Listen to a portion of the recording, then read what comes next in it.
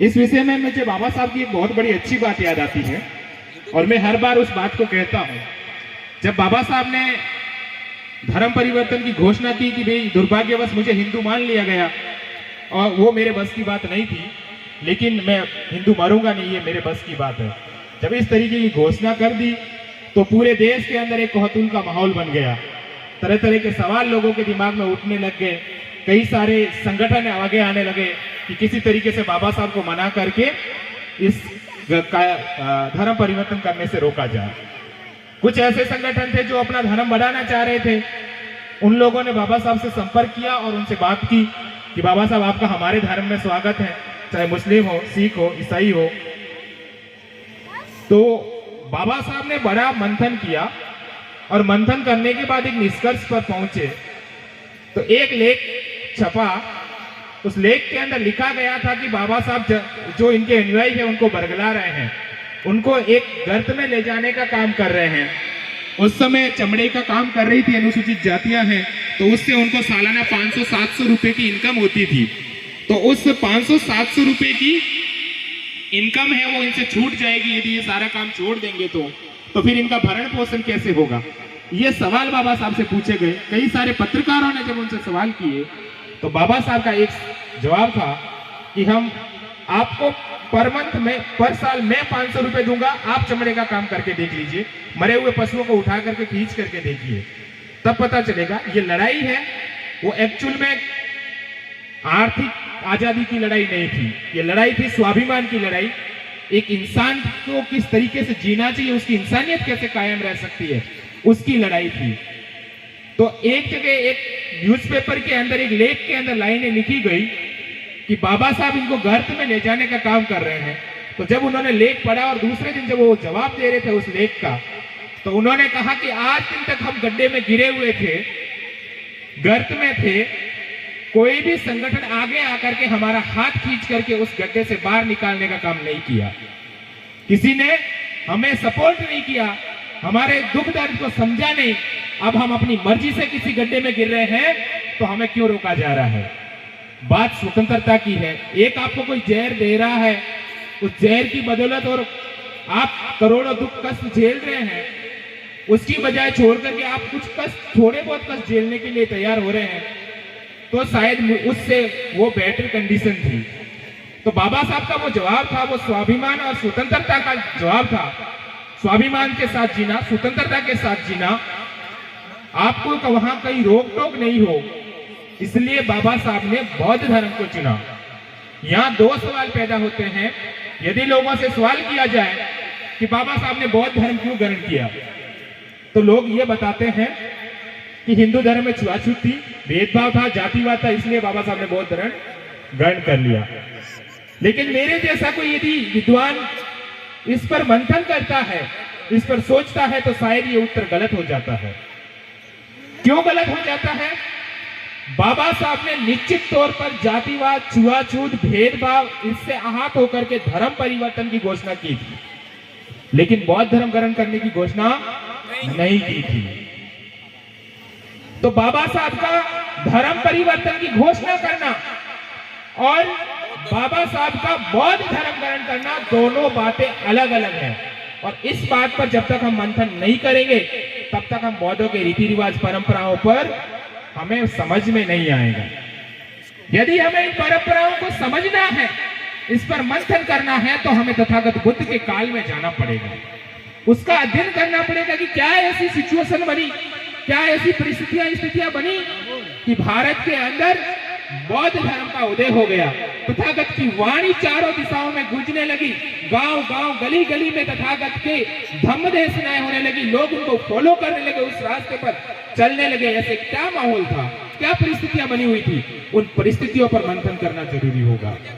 तब जाकर के हम वर्तमान में बौद्ध धर्म के मायने समझ पाएंगे, अन्यथा नहीं समझ पाएंगे। और ऐसी क्या परिस्थितियां थी कि बाबा साहब ने बौद्ध धर्म को पुनर्जीवित कर हम सब लोगों के लिए, जो अनुसूचित थे, उनको उस समय जब 1950 के अंदर हमारा संविधान लागू हो गया, ये देश अंग्रेजों की गुलामी से गुलामी से निकल करके एक स्वतंत्रता के रास्ते पर चल पड़ा, संविधान लागू हो गया, सबको संविधान प्रदत्त अधिकार मिल गए, तब ऐसी क्या परिस्थितियां बनी कि इन अनुसूचियों के लिए उनको बौद्ध धर्म चुनना पड़ा। इस बात पर मंथन करना पड़ेगा, तब जाकर के आपको समझ में आएगा कि हमारे लिए बौद्ध धर्म क्यों जरूरी है। अन्यथा हम बौद्ध धर्म के मायने हैं वो नहीं समझ पाएंगे। साथियों, हम जब इस बात पर मंथन करते हैं कि बाबा साहब के सामने ऐसी क्या परिस्थितियां थी जब उन्होंने बौद्ध धर्म ग्रहण किया। मैं जब ऐसे प्रोग्राम में कहीं जाता हूं देशना देने के लिए, या कहीं मैं बात करता हूं पूजा पाठ वंदना की, तो लोगों के दिमाग में ऐसे सवाल उठते हैं कि वो वंदना क्यों, पूजा क्यों।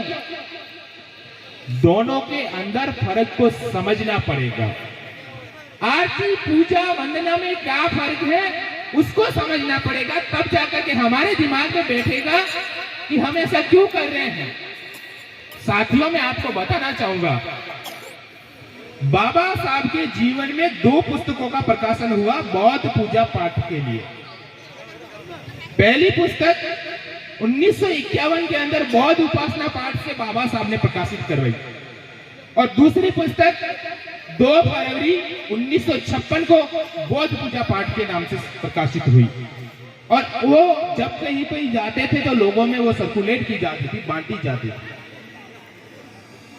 उसमें बाबा साहब ने साफ लिखा है कि जहां कहीं पर धर्म का उदय हो रहा होता है, लोग धर्म के मार्ग पर चलना चाहते हैं, बुद्ध के धर्म को समझना चाहते हैं, उनको अपना करके अंगीकार करना चाहते हैं, तो उनके सामने कई सारी जिज्ञासाएं होती है, कई सारे कौतूहल होते हैं, कई सारे सवाल होते हैं। उन सवालों को जब तक शांत नहीं किया जाए, उनके उत्तर नहीं दिए जाए, तब तक धर्म का प्रचार करना है या बौद्ध धर्म को आगे बढ़ाना, उसको फॉलो करना इतना आसान नहीं होगा। अब जरूरी ये है कि यहाँ हम जो वंदना कर रहे हैं या किसी मंदिर में जाकर पूजा आरती कर रहे हैं, उन दोनों के अंदर फर्क है। फर्क क्या है? जब हम बुद्ध के समक्ष बैठ करके वज्रासन में बैठ करके उनके सामने नमन की मुद्रा में उनके सामने नमन करते हैं, झुकते हैं, तो हम इसलिए झुकते हैं कि इस दुनिया के अंदर मेरा कल्याण करने वाला कोई नहीं है। मेरे लिए केवल 3 ही रत्न हैं जो मेरा कल्याण कर सकते हैं, मुझे रास्ता दिखा सकते हैं, मेरे जीवन धन्य बना सकते हैं, और वो है। इसलिए तो जब हम वंदना करते हैं तब कहते हैं नत्थी में शरणं अयं बुद्धो में शरणं वरं एतेन सच्चवज्जेन होतु में जय मंगलम्। नत्थी में शरणं अयं धम्मो में शरणं वरं एतेन सच्चवज्जेन होतु में जय मंगलम्। नत्थी में शरणं अयं संगो में शरणं वरं एतेन सच्चवज्जेन होतु में जय मंगलम्। इस संसार के अंदर मेरे लिए कोई शरण नहीं है, मैं किसी की शरण नहीं जाता हूँ, मैं तो बुद्ध धम्म और संघ की शरण ग्रहण करता हूँ, उसी से ही मेरा कल्याण होने वाला है। ये हम बुद्ध के समक्ष बैठ करके प्रतिज्ञा करते हैं। तब 3 बार हम नमन करते हैं, बुद्ध धम्म और संघ को नमन करते हैं।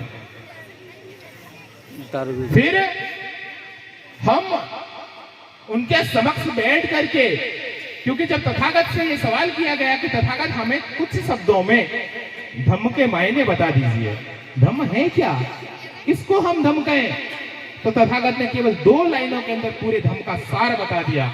उन्होंने कहा सब पापस्य अकरणं कुशलस्य उपसंपदा स चित्त परियोधपनं एतं बुधान शासनं।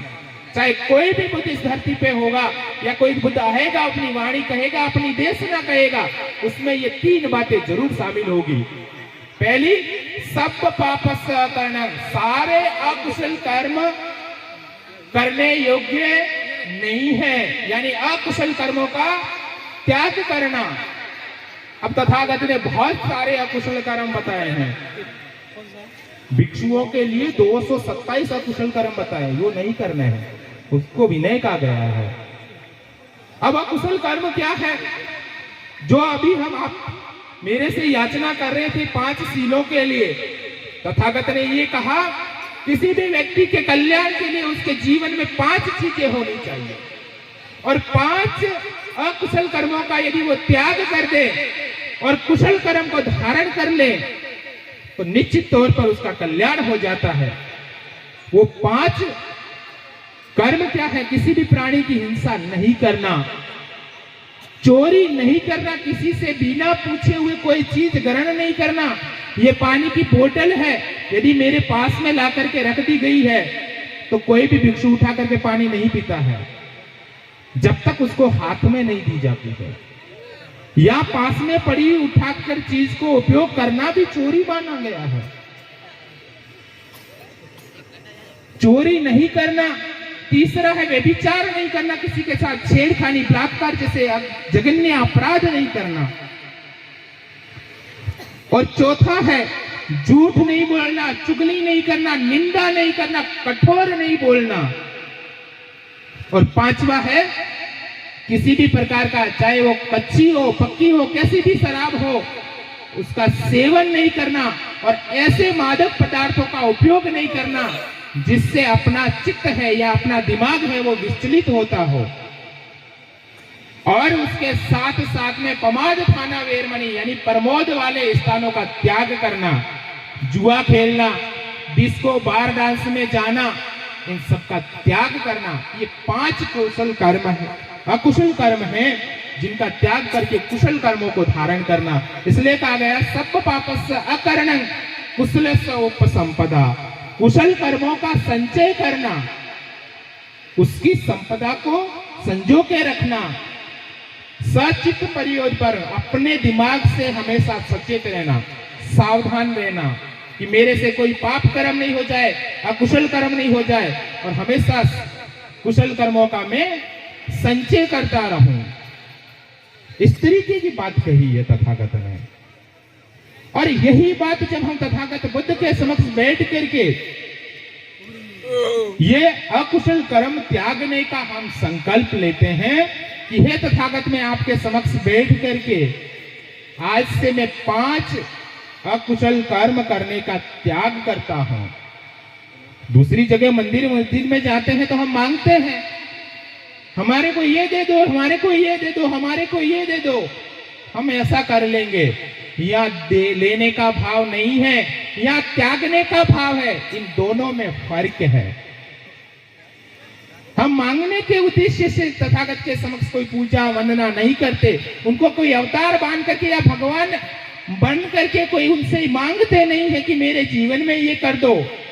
नहीं, हम ये कहते हैं उनके समक्ष बैठ करके कि मैं आज से अकुशल कर्म त्यागता हूं और हमेशा कुशल कर्म करूंगा, सचेत रहूंगा। ये बात तथागत के सामने कही जाती है। उसके बाद हम त्रिरत्नों की वंदना करते हैं। कोई आकर के कह देगा, मेरी जैसा बिच्छू आपके बीच में आ जाएगा और कह देगा मैं तो तथागत हो गया, मैं तो बुद्ध हो गया, मुझे तो बुद्धत्व की प्राप्ति हो गई। आप कैसे विश्वास करेंगे कि बुद्ध बने हैं या नहीं बने हैं? कोई भी आकर के कह जाएगा, जैसे फलाना जी कैसे कह रहे हैं, मुझे तो भगवान बन गया हूं, मैं तो ईश्वर बन गया हूं, मैं देवता बन गया हूं, मेरी पूजा वंदना करो। तो आप कैसे करेंगे कि कोई बुद्ध बन गया है? इसलिए बुद्ध वंदना के अंदर बुद्ध के 9 गुण बताए गए हैं। इति पिसो भगवान सम्मा संबुद्धस्य विद्या चरण संपन्नो सुगतो लोकविदो अनुत्तरो पुरुष धम्म सारथी सत्था देव मनुष्यानं बुद्धो भगवाति बुद्धं जीवित पर्यंतं शरणं गच्छामि। बुद्ध ये कहते हैं कि यदि उनमें ये लक्षण है, इति पिसो भगवा, जो भगवा है, कौन भगवा, कौन भगवान? भगवान वो जिसने अपने अंदर से राग द्वेष और मोह को खत्म कर लिया। किसी के प्रति कोई राग नहीं, किसी के प्रति कोई द्वेष नहीं, सबके प्रति करुणा, मैत्री, असीम करुणा। असीम करुणा की वजह से तो अंगुलीमाल जैसे व्यक्ति को उन्होंने गले लगा करके भिक्षु बना दिया और अंत में अरत्व के रास्ते पर ले के चले गए।